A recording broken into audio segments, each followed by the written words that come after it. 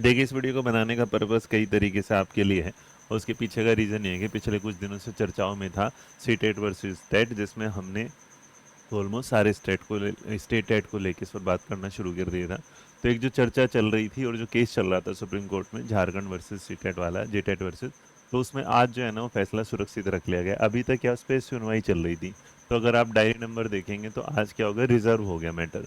और जब matter reserve हो जाता है तो कई बच्चे इस चीज़ को लेके मैसेज कर रहे हैं कि भाई अगर रिजर्व हुआ तो इसका फ़ायदा नुकसान क्या होगा। देखिए, इस फ़ायदे नुकसान को तो आपको अगले 1 वीक के अंदर अंदर, क्योंकि जब भी कोई फैसला सुरक्षित रखा जाता है उस पर कुछ निर्णय लिया जाता है। अब उस पर क्या निर्णय होता है उसके पीछे रीज़न है। जैसे हाई कोर्ट में, जब झारखंड हाई कोर्ट में फैसला जब इस पे चल रहा था तो उन्होंने भी क्या करता अपना फैसला रिजर्व रख लिया था। और जब फैसला रिजर्व रख लिया था तो उसके बाद उन्होंने बोले कि सीटेट लागू हो जाएगा। अब अगर सीटेट लागू, फिर उसके खिलाफ चले गए तो अब इन्होंने सुरक्षित रख लिया, या तो सीटेट लागू हो जाएगा। लेकिन अगर सीटेट लागू नहीं होता तो उसके बाद इसके बहुत सारे नुकसान हैं। जिस वीडियो को बनाने का मेन पर्पस मेरा यही है कि अगर सीटेट लागू नहीं होता, बाई चांस मान लेते हैं, तो उसके बाद नुकसान क्या हो जाएगा कि यही वाली केस के बारे में बात सुनवाई चली थी किस पर, कि बीपीएससी 3 में। तो वो लोग भी बोल रहे हैं कि यहाँ सीटेट लागू नहीं होना चाहिए।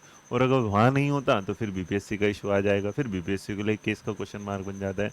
तो इस तरह ना ढेर ढेर सारी जो भर्तियां हैं वो फिर एक क्वेश्चन मार्क में चली जाती हैं। क्योंकि सीटेट अगर सेंट्रल टेट बनाया गया था तो उसे ऑल ओवर इंडिया लागू होना चाहिए, क्योंकि बहुत सारे स्टेट टेट कराते नहीं, बहुत सारे क्या है कराते हैं लेकिन मान लेते हैं कि हाँ जी हम सीटेट को क्या कर देंगे वैलिड।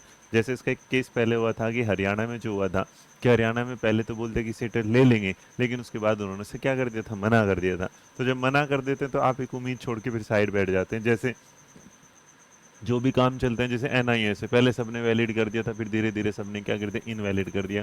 तो आजकल ना ये पता ही नहीं चल रहा कि जब गवर्नमेंट किसी कोर्स को बनाती है तो उसके कुछ रूल रेगुलेशन क्लियर क्यों नहीं करती, क्यों उसमें ऐसे कुछ लूप होल छोड़ दिए जाते हैं जिस पर बाद में केस बनते हैं। और जो केस बनते हैं उससे बच्चे का समय भी, उसकी मेंटल हेल्थ भी और उसके करियर पर जितना बड़ा नुकसान होता है, शायद उसके बारे में बाद में कोई भी जवाब नहीं देता। जैसे इस वीडियो को मैंने बनाया, इस वीडियो को बनाने के बाद भी कुछ नकारात्मक व्यक्ति ऐसे होंगे जो इस वीडियो को लेके बोलेंगे इस बात का कि जब फैसला नहीं आया तो क्यों बनाया। अरे फैसला नहीं आने के बाद तो तुम कुछ कर ही नहीं सकते। देख लो बीएड का फैसला है, किसने क्या कर लिया। तो फैसले जब आ जाते हैं जब तक कुछ नहीं होता, लेकिन जब तक फैसले पेंडिंग है ना, उस पर एक आस होती है, उस पर एक उम्मीद होती है। अब वो उम्मीद आने वाले फैसले से क्या होगी, किसी की टूटेगी किसी की बढ़ेगी। ये तो होगा कि एक पक्ष जीतेगा एक पक्ष हारेगा, लेकिन याद रखिए कि इसमें जो हार होगी ना वो किसी सरकार की होगी ना किसी संस्था की, वो सिर्फ और सिर्फ हार होगी बच्चे की। क्योंकि बच्चे को नौकरी के लिए आगे बढ़ना है, किसी सरकार या किसी संस्था को नहीं। बाकी खुश रहिए, मुस्कुराते रहिए, ध्यान रखिए।